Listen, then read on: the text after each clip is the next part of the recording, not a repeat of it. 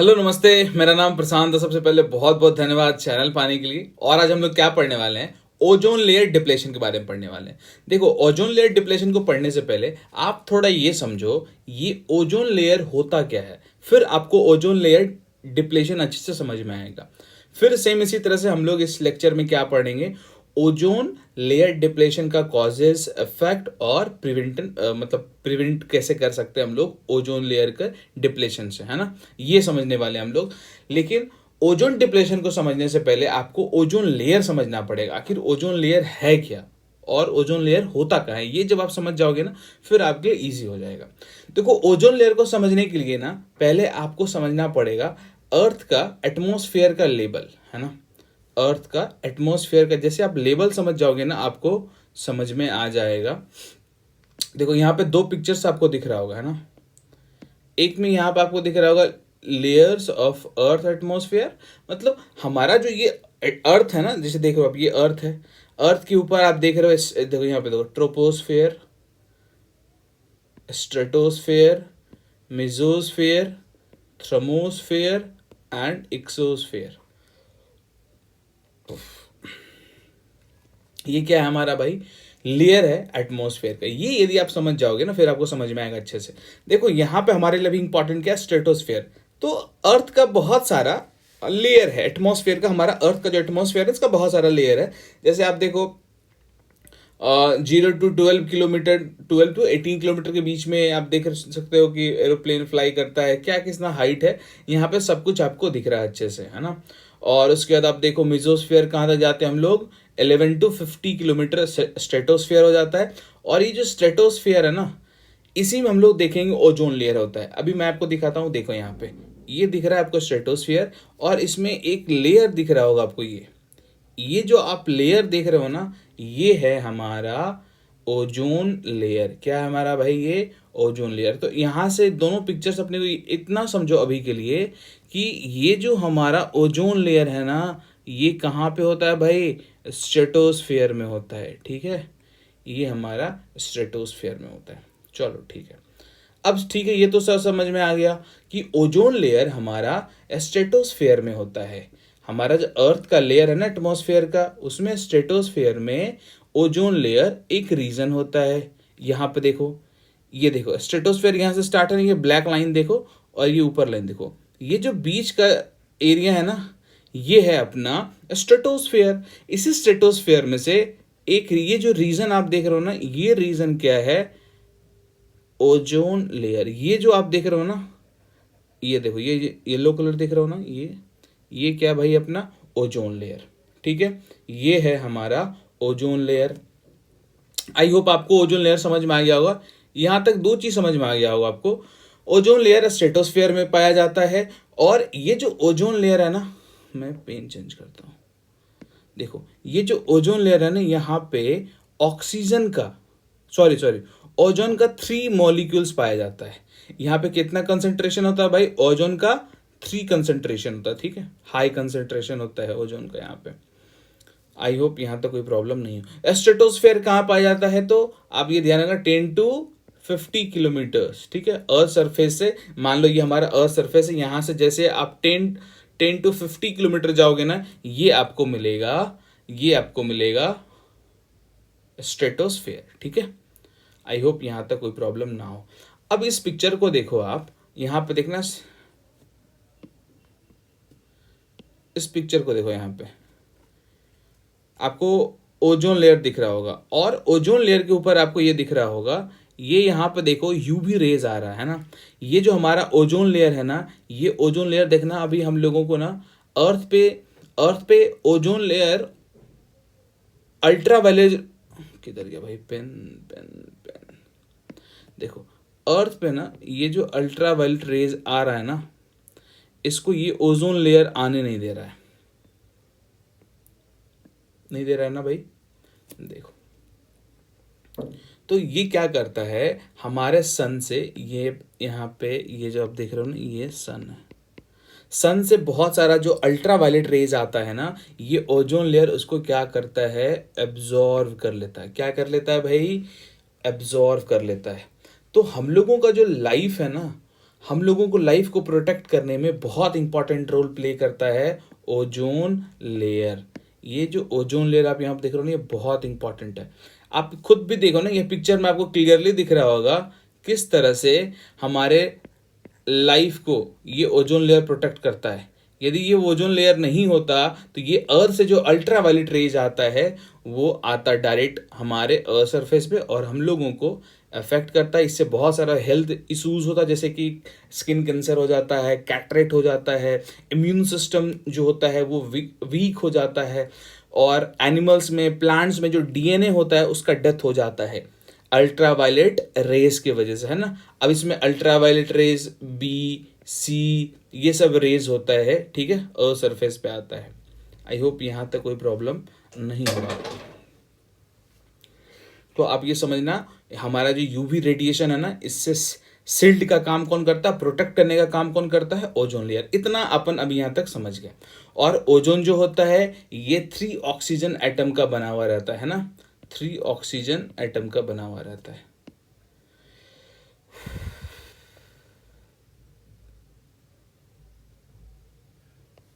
और हम लोग ये पढ़ चुके हैं, ये जो हमारा ओजोन लेयर होता है ना, ये एब्जॉर्व कर लेता है। ये क्या कर लेता है भाई, अल्ट्रा वायलेट रेज को, यूवी रेज को एब्जॉर्व कर लेता है। अब हम लोग देखो, अभी ना पढ़ने वाले हम लोग क्या क्या है ना, अभी हम लोग पढ़ने वाले क्या क्या है।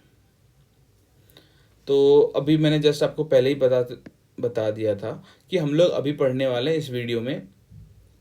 सबसे पहले पढ़ेंगे ओजोन लेयर क्या होता है, वो हम लोग पढ़ चुके हैं। उसके बाद ये ओजोन लेयर का इम्पॉर्टेंस थोड़ा सा 1-2 पॉइंट पढ़ लेंगे। फिर हम लोग पढ़ेंगे ओजोन लेयर का कॉजेज, फिर इफेक्ट, फिर हम लोग पढ़ेंगे प्रिवेंटिव मेजर। अब हम लोग देखने वाले हैं ओजोन लेयर का ओजोन लेयर इंपॉर्टेंट क्यों है। अभी जस्ट मैंने आपको बताया कि ओजोन लेयर जो है अल्ट्रा वायलेट रेडिएशन जो हमारे सन से, ये देखो ये जो सन है ना, इस सन, इससे जो अल्ट्रा वायलेट रेज निकलता है, अल्ट्रा वायलेट रेज जो निकलता है उसको क्या करता है, ओजोन लेयर इंटर करने नहीं देता। ये जो अल्ट्रा वायलेट रेज देख रहे हो ना, ओजोन लेयर उसको इंटर करने नहीं देता है। आई होप यहाँ तक कोई प्रॉब्लम ना हो, है ना। तो ये जो हमारा आप देख रहे हो ना, एक तरह से फिल्टर कर देता है किसको भाई, सन से जो अल्ट्रा वायलेट रेडिएशन निकलता है ना, उसको फिल्टर करने का काम करता है ओजोन लेयर, ठीक है भाई। नेक्स्ट है देखो, ये जो ओजोन लेयर है ना, इसमें बहुत ज़्यादा पोटेंशियल है। जितना भी अल्ट्रा वायलेट रेड, यहाँ पे देखो, ये पिक्चर देखो, 97 टू 99% जो हार्मफुल अल्ट्रा वायलेट रेज होता है जो सन से निकलता है, उसको ये क्या करता है, ओजोन लेयर एब्जॉर्व कर लेता है। आई होप यहाँ तक कोई प्रॉब्लम ना हो। यदि हम लोग ये जो आप देख रहे हो ना अल्ट्रा वायलेट, इसके यदि हम लोग एक्सपोजर में आ गए, ओवर एक्सपोजर हो गया हमारा स्किन के साथ, तो स्किन कैंसर भी हो सकता है। आपको मोतियाबिंद हम लोग बोलते हैं ना नॉर्थ इंडिया में, कैटरैक्ट को, वो हो सकता है आपको। आपका जो इम्यून सिस्टम है वो वीक हो सकता है। तो ये सब चीज़ें हो सकता है। क्रॉप इल्ड मतलब क्रॉप, जैसे कि मान लो इस बार हम लोगों का 1 टन हुआ, होना चाहिए था 1.5 टन, लेकिन हुआ 1 टन। तो क्रॉप का जो इल्ड है ना वो भी घट जाएगा यदि यूवी रेज डायरेक्ट अर्थ पे आएगा तो, है ना। ये कुछ इंपॉर्टेंस है हमारा ओजोन लेयर का। आप देख रहे हो ना कितना इंपॉर्टेंट है। अब हम लोग ये पिक्चर देखो, ये पिक्चर से ना आपको क्लियर होगी बात और अच्छे से।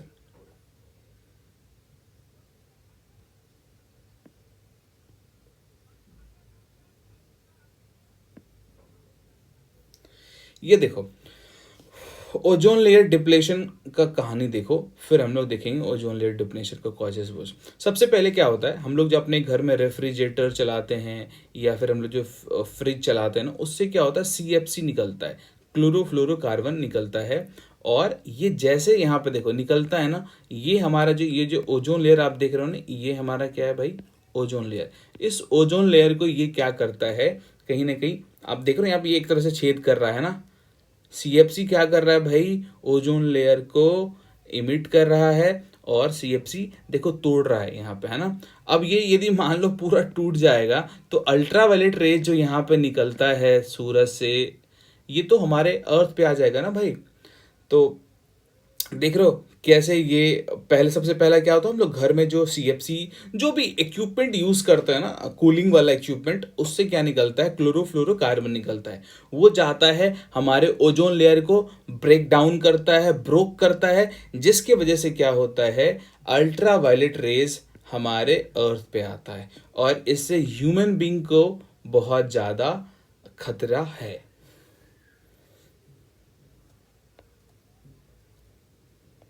चलो अब हम लोग देखेंगे, ये जो सर आप कह रहे हो कि जैसे मान लो ये ओजोन लेयर है, ये जो ओजोन लेयर है इसका डिप्लेशन, ये देखो इसका डिप्लेशन हो रहा है ना भाई। ये डिप्लेशन क्यों हो रहा है ना।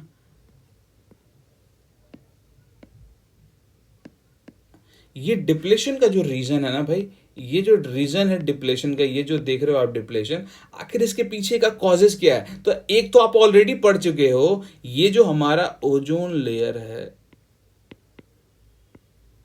इसका जो डिप्लेशन हो रहा है ना, ये जो हमारा ओजोन लेयर है इसका जो डिप्लेशन हो रहा है, उसके पीछे सबसे मेन कारण एक तो आप पहले ही पढ़ चुके हो, क्लोरोफ्लोरोकार्बन, है ना।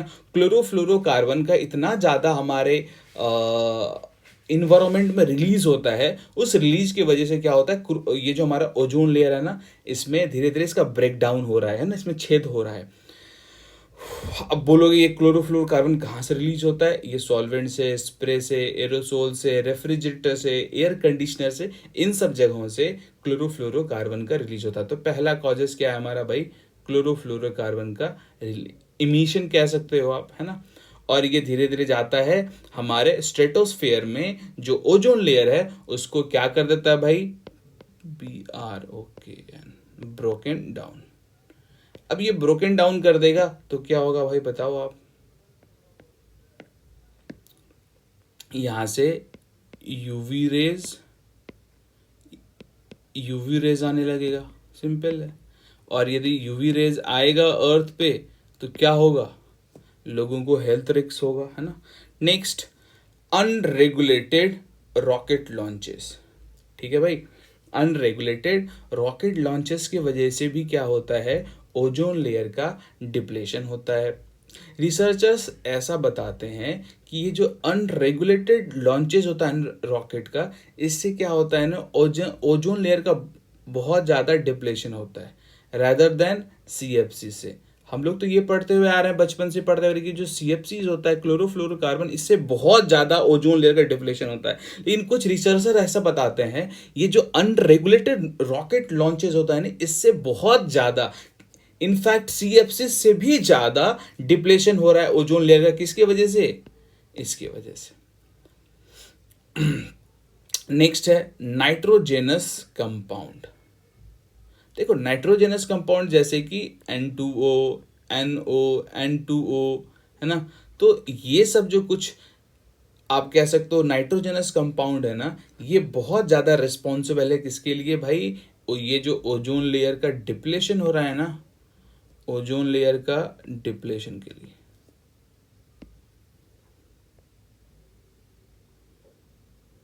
चलो एक दो हम लोग नेचुरल कॉजेज देख लेते हैं। चलो नेचुरल कॉजेस, देखो कभी कभी क्या होता है ना, स्ट्रेटोस्फेयर में विंड बहुत तेज चलने की वजह से, सन स्पॉट्स के वजह से भी क्या होता है, ये बीच बीच में क्या हो जाता है भाई, ओजोन लेयर का डिप्लेशन हो जाता है।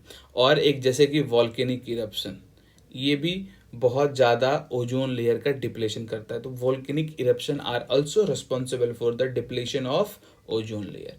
आई होप आपको ये ना, देखो आप जब इसका नोट्स बनाओगे कैसे बनाओगे, सिर्फ आपको कॉजेज लिख देना है, पहला क्लोरोफ्लोरोकार्बन, अनरेगुलेटेड रॉकेट लॉन्च, तो एक पेज में आपका पूरा हो जाना है, ठीक है भाई।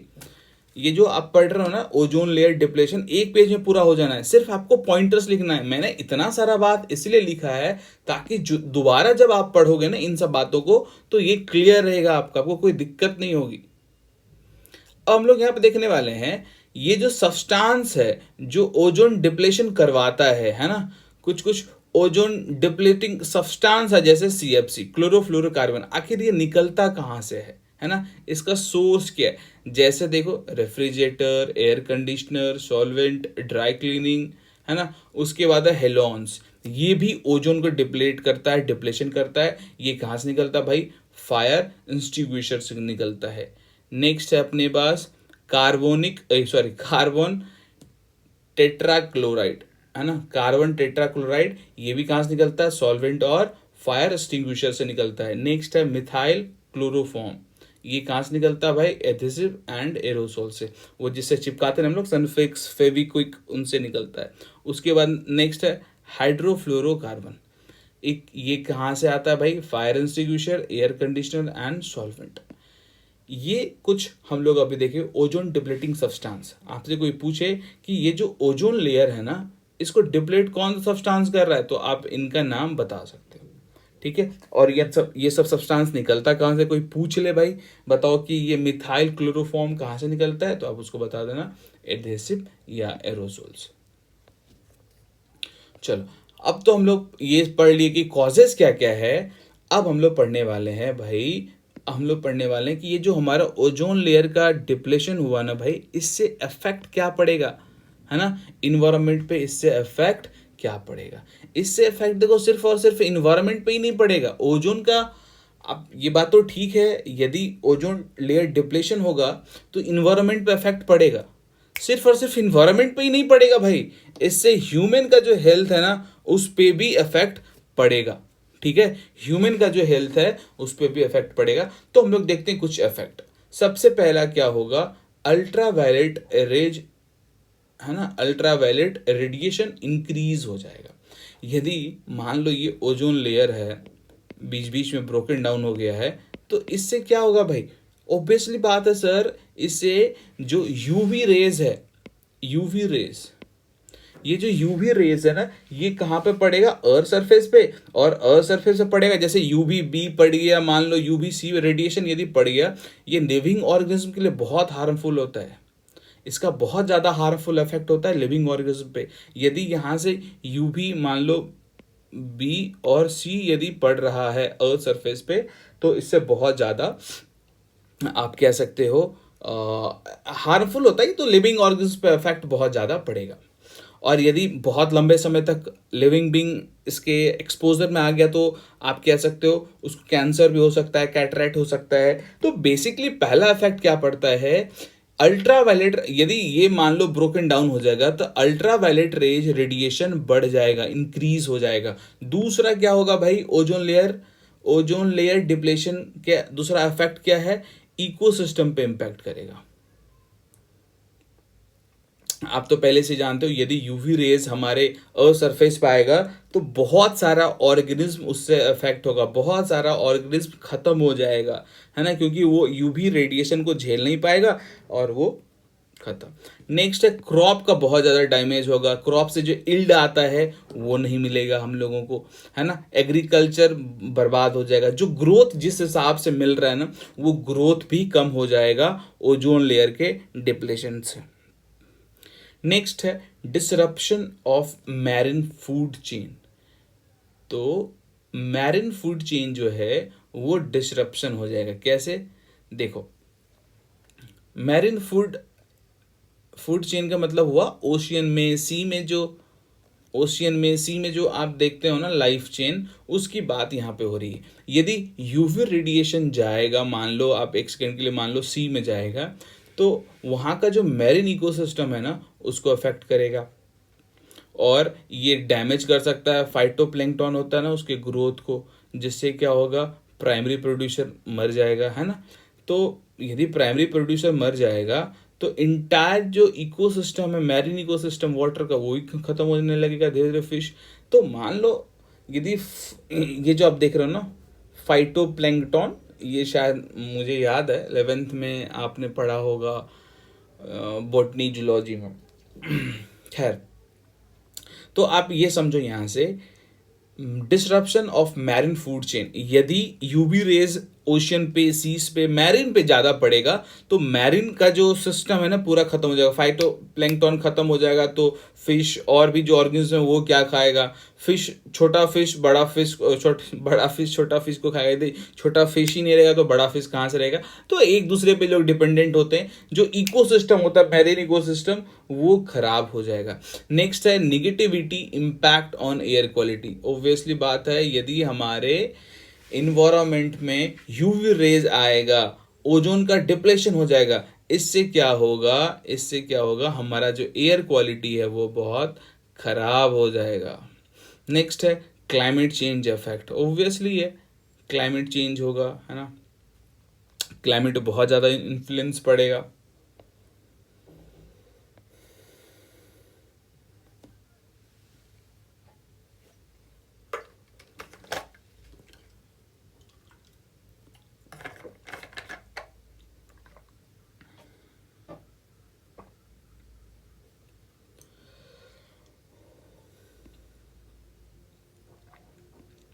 देखो अब हम लोग पढ़ने वाले हैं प्रिवेंटिव मेजर, है ना। ओजोन डिप्लेशन जो है इसको हम लोग कैसे, इसका क्या सॉल्यूशन हो सकता है, क्या सा मेजर हम लोग उठा सकते हैं, ये जो ओजोन डिप्लेशन का जो मुद्दा है ना इसको कम करने के लिए क्या हम लोग मेजर्स ले सकते हैं, क्या स्टेप उठा सकते हैं। तो सबसे पहला ओडीएस। ओडीएस का मतलब होता है ओजोन डिप्लेटिंग सब्सटेंस। तो ओजोन डिप्लेटिंग सब्सटेंस मतलब देखो, ओ डी एस मतलब ओजोन डिप्लेटिंग सब्सटेंस, मतलब ओजोन को डिप्लेट करने वाला सब्सटेंस। सबसे पहले CFC, क्लोरोफ्लोरोकार्बन, उसके बाद हो जाएगा हेलोन्स, अब अभी जस्ट पढ़े थे carbon tetra chloride and methyl chloroform. तो ये सब जो ओडीसी है, ओडीसीज जो है, इसको हम लोगों को करना क्या पड़ेगा भाई? इसका जो देखो अभी क्या होता है, बहुत ज़्यादा हम लोग ओडीसीज को इमिशन करते हैं हमारे इन्वायरमेंट में। तो हम लोग को यदि बचाना है अपने ओजोन लेयर को, तो ये जो ओडीसी है ना इसको कम करना पड़ेगा, है ना। इसको धीरे धीरे खत्म करना पड़ेगा, इनफैक्ट कम नहीं करना पड़ेगा, एलिमिनेट करना पड़ेगा, एलिमिनेशन करना पड़ेगा, तभी पॉसिबल है। अब ये देखो, सिर्फ यदि इंडिया चाह ले कि हमें खत्म करना है ओडीएस को, मतलब ओजोन डिप्लीटिंग सब्सटेंस को, तो पॉसिबल है नहीं। यहाँ पे सिर्फ एक कंट्रीज नहीं होगा, हर एक कंट्रीज को अपने कंट्रीज में लॉज रेगुलेशन बनाना चाहिए, पॉलिसीज बनाना चाहिए, ताकि ये जो ओडीएस है इसका इंपोर्ट, इसका प्रोडक्शन, इसका यूजेस व सब्सटेंस पे थोड़ा कम हो सके, और ज़्यादा से ज़्यादा कोशिश करें हम लोग इसका अल्टरनेटिव्स चुनने का। यहीं से हमारा दूसरा पॉइंट आ जाएगा, substitution with the safer alternative. ये जो हमारा ओडीएस है ना इसका हम लोग को क्या करना पड़ेगा, हम लोग को एफर्ट लगा के, और हम लोग को लोगों को भी बताना है कि भाई आपको क्या करना है, ओडीएस का ये अल्टरनेटिव है मार्केट में, आप इसको यूज़ करो। इससे ओजोन लेयर पे बहुत कम इफेक्ट होता है, जैसे हाइड्रोक्लोरोफ्लोरोकार्बन HCFC, ये एक सब्स्टिट्यूट है किसका? CFC का, है ना, क्लोरोफ्लोरोकार्बन का एक ये सब्स्टिट्यूट है। आई होप यहाँ तक कोई दिक्कत नहीं होगा। तो दूसरा हम लोग देखें कि जो सब्स्टिट्यूट है ना उसको हम लोग यूज़ करने का कोशिश करेंगे।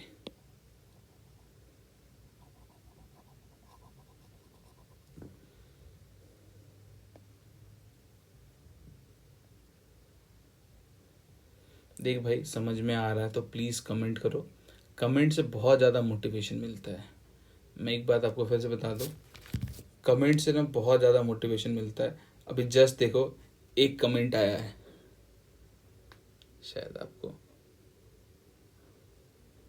यहाँ पे दिख रहा होगा ना, बहुत खुशी मिलता है यदि कमेंट आता है ना, बहुत खुशी मिलता है। आपको समझ में आ रहा है? देखो भाई मैंने पूरा environmental law free of cost आपके लिए यूट्यूब पे पढ़ा दिया, इतना इंपॉर्टेंट मेरे लाइफ का, इतना इंपॉर्टेंट टाइम निकाल के, क्योंकि बहुत सारे लोगों ने बोला कि सर इन्वायरमेंटल लॉ पढ़ा दो, इन्वायरमेंटल लॉ पढ़ा दो। तो सोचा मैंने क्यों नहीं इन्वायरमेंटल लॉ ख़त्म करूँ। फिर इसके बाद फिर मैं बैंकिंग लॉ को ख़त्म करूँगा। बहुत सारे लोगों का डिमांड है कि सर बैंकिंग लॉ पूरा पढ़ाओ सर, पूरा पढ़ाओ। मैं बहुत जल्द उसमें प्लान कर रहा हूँ, है ना। चलो ठीक है। अब तीसरा है प्रिवेंटिव मेजर्स, क्या क्या हम लोग उठा सकते हैं। सबसे पहला तो हम लोग देखें कि हम लोग ओडीएस को क्या करेंगे भाई, धीरे धीरे एलिमिनेट करेंगे। दूसरा हम लोग पढ़े क्या, ये जो ओडीएस है ना, इसका सब्स्टिट्यूट हम लोगों को ढूंढना पड़ेगा। जैसे कि एक पढ़े थे CFC का HCFC, है ना। तो इस तरह से अपन को क्या करना पड़ेगा भाई, सब्स्टिट्यूट चुनना पड़ेगा। नेक्स्ट है technology, technology transfer and capacity building. बहुत सारा जो आप कह सकते हो डेवलपिंग कंट्रीज है ना, वो एक चैलेंजेस फेस कर रहा है ट्रांजिशन करने में, है ना, ओडीएस से। क्योंकि देखो उनके पास क्या है ना, एक टेक्निकल कैपेबिलिटीज नहीं है, रिसोर्स लिमिटेड होता है डेवलपिंग कंट्रीज के पास, तो उनको दिक्कत होता है। अब देखो इसमें क्या है, जिस कंट्री के पास इससे रिलेटेड है, ओजोन, आप कह सकते हो ओजोन लेयर से, ओजोन लेयर फ्रेंडली टेक्नोलॉजीज है, जिसमें वो क्या कर सकता है, ओडीएस को एलिमिनेट कर सकता है। इस तरह का जिसके पास टेक्नोलॉजी है ना, उनको मदद करना चाहिए, उनको सपोर्ट करना चाहिए डेवलपिंग कंट्रीज को, जो कि इससे रिलेटेड चैलेंजेस फेस कर रहा है ना। थर्ड, हम लोग कैसे ठीक कर सकते हैं भाई, मॉनिटरिंग करके और साइंटिफिक रिसर्च करके। उसके बाद है कि पब्लिक को अवेयर करके और एजुकेट करके। हम लोगों को क्या करना पड़ेगा, पब्लिक के बीच में अवेयरनेस को रेज करना पड़ेगा रिगार्डिंग ओजोन डिप्लेशन, है ना, कि ओजोन डिप्लेशन कितना इंपॉर्टेंट है हमारे लिए। ओजोन डिप्लेशन में यदि बहुत ज़्यादा ब्रेकडाउन हो जाएगा, ब्रोक हो जाएगा, बहुत ज़्यादा टूट जाएगा, तो उससे क्या होगा, ये चीज़ें हमें लोग को बताना पड़ेगा, उसको एजुकेट करना पड़ेगा कि ये चीज़ का यूज़ करो, ये चीज़ का यूज़ नहीं करो। नेक्स्ट है इंटरनेशनल कॉपरेशन एंड, देखो कोई भी एक कंट्री यदि चाहे कि अपन को ठीक करना है ओजोन लेयर को, पॉसिबल है नहीं। तो यहाँ पे ना इंटरनेशनल कॉपरेशन का बहुत ज़रूरी है। बहुत सारे नेशंस को कोलैबोरेशन में आना पड़ेगा, एक साथ कोलैबोरेट करके करना पड़ेगा काम। उसके लिए regular meeting, conferences, reporting mechanism, ये सब कुछ बनाना पड़ेगा, है ना। और ये जो ओडीएस है, इसका ट्रेड को इलीगल घोषित करना पड़ेगा, तब ये सब पॉसिबल हो पाएगा।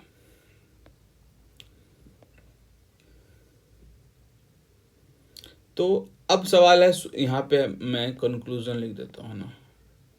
कंक्लूजन क्या हो सकता है, तो कंक्लूजन ये है कि कोई इंडिविजुअल के चाहने से, कोई कंपनी के चाहने से, कोई बड़ा सा कोई कंपनी के चाहने से, कोई इंडिविजुअल्स, कोई बिजनेसेस हाउस या किसी एक कंट्री के चाहने से नहीं होगा। हम लोग सारे लोगों को कोलेबोरेशन में एक साथ पार्टिसिपेट करना पड़ेगा, ये जो इशू है इसको एड्रेस करना पड़ेगा, तभी हम लोग क्या कर सकते हैं, तभी हमारा जो ओजोन लेयर है ये रिकवर होना स्टार्ट होगा।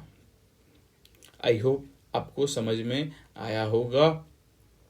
अब हम लोग इस लेक्चर को ख़त्म करेंगे, और इस लेक्चर में आपको यदि कहीं भी कोई दिक्कत है तो आप कमेंट सेक्शन में बताओ, और इसी तरह के इन्वायरमेंटल लॉ से रिलेटेड कोई भी आपको क्वेरीज है, आप मुझे इंस्टाग्राम पे पूछ सकते हो। और ये इन्वायरमेंटल लॉ का आप जाके प्लेलिस्ट विजिट करो, आपको पूरा यहाँ पे लगभग 30 to 40 लेक्चर, है ना, 30 से 40 के बीच में लेक्चर ऑलरेडी यहाँ पे अपलोडेड है। और यहाँ पे टेलीग्राम पे इसका जो ये जो 30 से 40 मैंने आपको बोला ना, इसका PDF यहाँ पे अवेलेबल है। आप मुझे यदि सपोर्ट करना चाहते हो तो आप मुझे यहाँ पे सपोर्ट कर सकते हो। Thank you so much for watching this video. और यदि आप मुझसे कनेक्ट करना चाहते हैं तो यहाँ पे कनेक्ट हो सकते हैं, और यहाँ भी फॉर नोट्स यहाँ पे। Thank you so much for watching this video. ऐसे ही मिलते हैं किसी और वीडियो में, तब तक के लिए धन्यवाद। Thank you so much.